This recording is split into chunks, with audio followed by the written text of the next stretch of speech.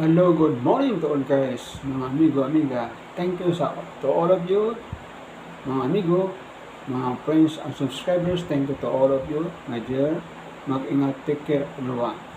So ngayon, atong trakan regarding po ito sa what investment at bibisaran na simple binugbog sa istorya na paglustay ng bipisara sa iyang confidential fund. 125 millions and 25 125 million nilustay ng 11 days po. Napakabilis ng paglustay. So, dito naman tayo sa vertical budget ng next year, 2027. Mayroon na tayong budget na 7.2 trillion po. Napakalaki na po. Lumalaki konti dahil dati po ang budget po sa 2025 ang budget po sa 2026 ay mayroon tayong budget na 6.793 trillion po. Tumaas ng bagya kasi malaking ginastos yun para raw sa infrastructure. Saan kaya napuntang infrastructure niyan? So dati kung tatandaan niyo, in 2024 ang budget lang dyan ay sa DPWH ay 800 billion po ang budget po dyan. More or less 800 billion po ang budget sa DPWH.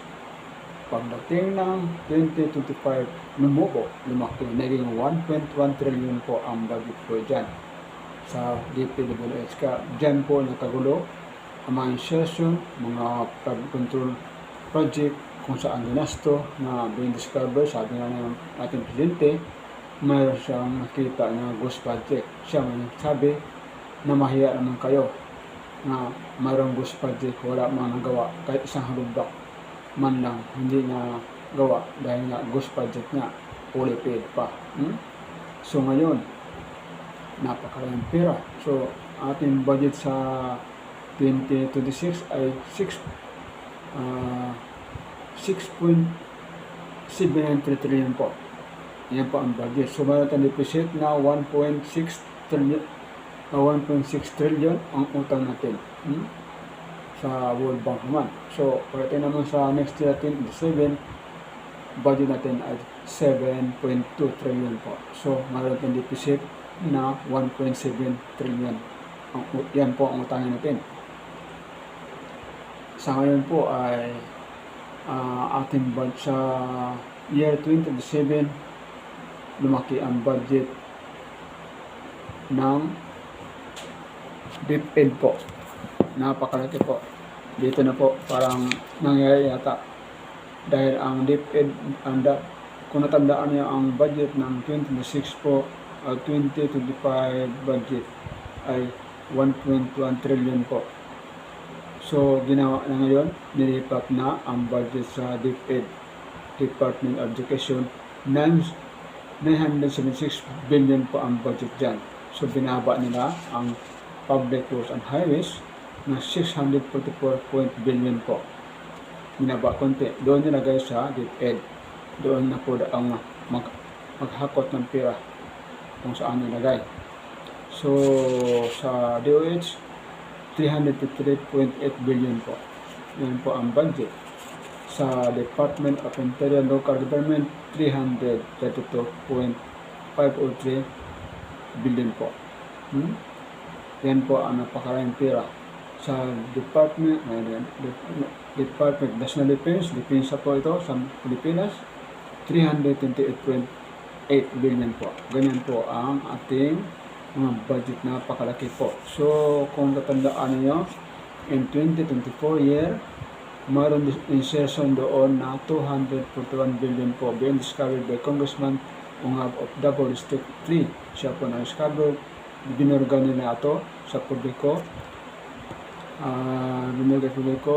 na sa Presidente at